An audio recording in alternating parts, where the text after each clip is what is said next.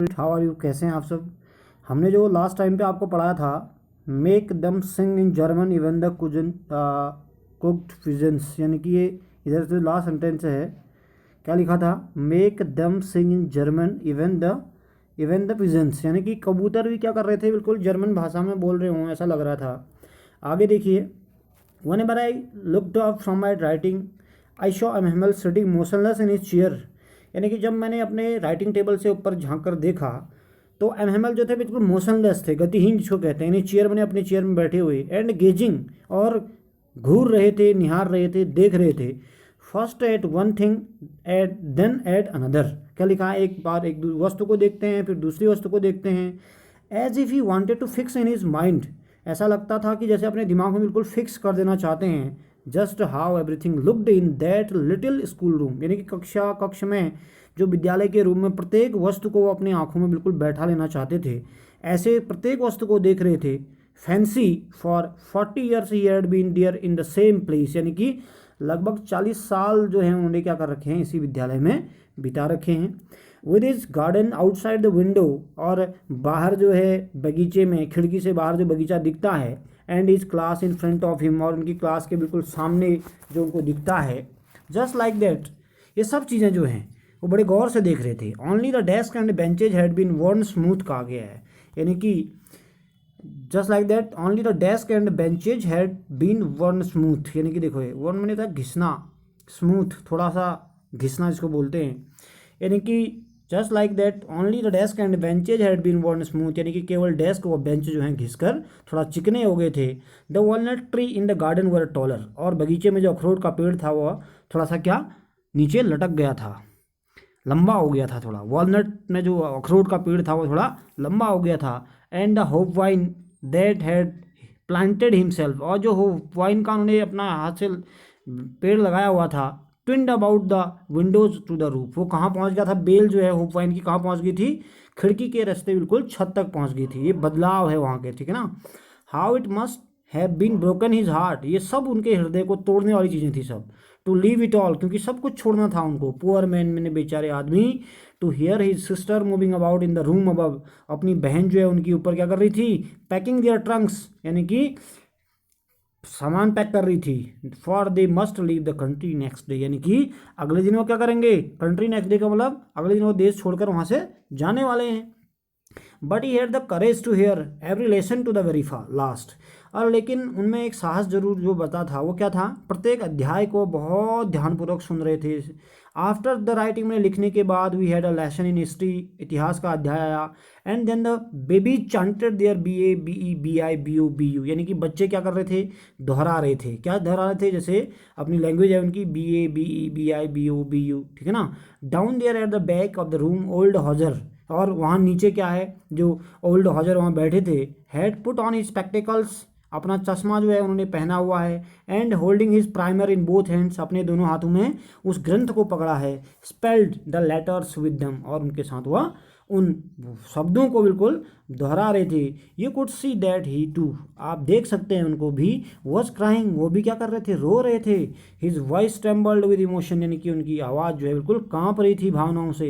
And it was so funny to hear him, और ये बड़ा फनी लग रहा था ये सब सुनना। That we all wanted to laugh and cry, यानी कि हम क्या चाह रहे थे, ये दोनों शब्द एक साथ यूज किए गए हैं। क्या किया गया है, लाफ एंड क्राई, यानी कि हंसें या रोएं, ये दोनों वर्ड जो हैं, या तो हंसना या रोना।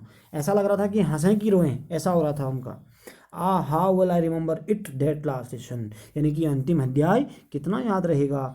All at once the church clock struck 12, इतने में ही चर्च की घड़ी ने कितने बजाए, 12 बजे। देन द एंजिलस, एंजिलस क्या है, प्रेयर है, ठीक है ना। रोमन कैथोलिक चर्च है ना, देवदूत बेल कहते हैं उसको, देवदूत घंटी। जब क्या होती है, चर्च में घंटी बजती है 12 बजे, उसमें प्रार्थना होती है। At the same moment the trumpets of the Persian, और जो पर्सिया के जो जवान हैं, ट्रम्पेट्स में जो ड्रम बीट्स की आवाज़ है, रिटर्निंग फ्रॉम ड्रिल, यानी कि वह अभ्यास करके लौट रहे हैं। साउंडेड अंडर अवर विंडो, यानी कि हमारी खिड़की के नीचे उनकी आवाज़ें आ रही हैं। एमएमएल स्टूड अप, एमएमएल बिल्कुल क्या हो गए, खड़े हो गए। ये एमएमएल स्टूड अप, खड़े हो गए। वेरी पेल, बिल्कुल पीला चेहरा। इन ही चेयर, अपनी कुर्सी में।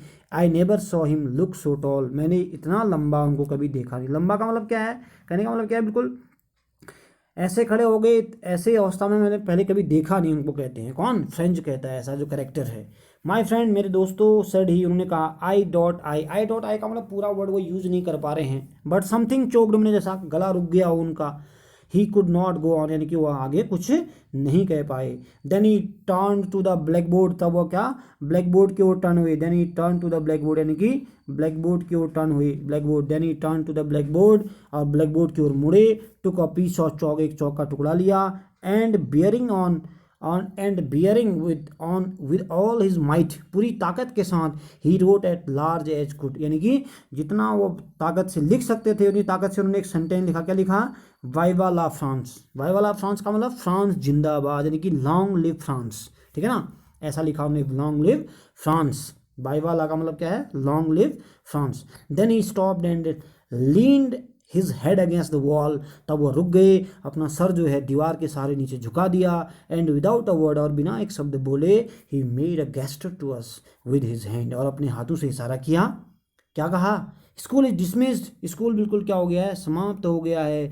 यू मे गो, अब तुम जा सकते हो। कहने का मतलब क्या है? ये उनका अंतिम अध्याय था, और उन्हें बिल्कुल जब बोर्ड में लिखा वाई वाला फ्रांस, और then he stopped and leaned his head, अपना सर झुकाया दीवार के सहारे, विदाउट अ वर्ड लिखा है, बिना एक शब्द कहे हुए उन्होंने क्या किया?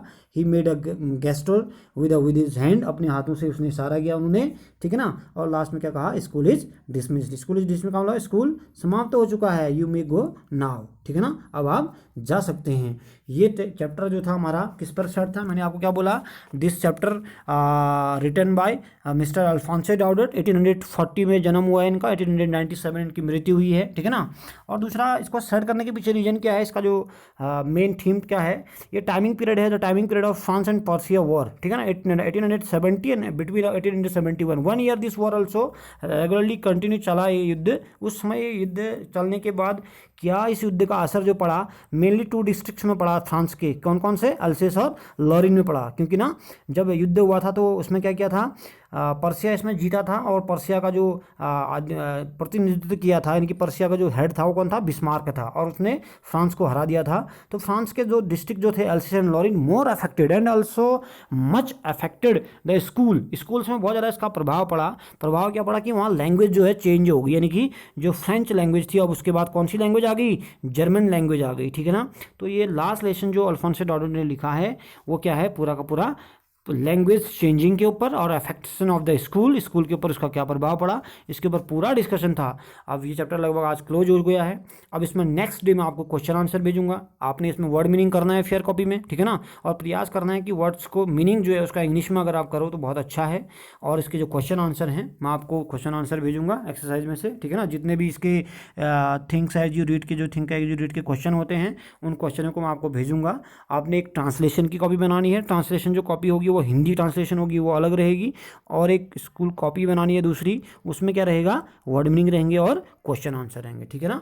इस चैप्टर को एक बार रिपीट आप कर सकते हैं, यानी कि दोबारा देख सकते हैं। जितना मैंने इसको पढ़ा रखा है, एक्सप्लेनेशन हिंदी में कर रखा है, वर्ड टू वर्ड मैंने हिंदी में इसमें ट्रांसलेशन कर रखा है। और एक थीम ध्यान में रखनी है कि चैप्टर कैसे क्यों सेट हुआ है? Timing period of Franco and Persian war, France और पर्सिया के युद्ध के कारण ये सेट हुआ है। और दूसरा, अल्फोंसो डाउडेट इसके राइटर हैं, और ये फ्रेंच नोबलिस्ट हैं, फ्रांस के एक उपन्यासकार हैं, और शॉर्ट स्टोरी राइटर भी हैं, ठीक है ना। ये पूरा का पूरा चैप्टर आपने एक बार ध्यान से देखना है। अब आपको मैं नेक्स्ट टाइम पे क्वेश्चन आंसर भेजूंगा, ठीक है ना। ओके।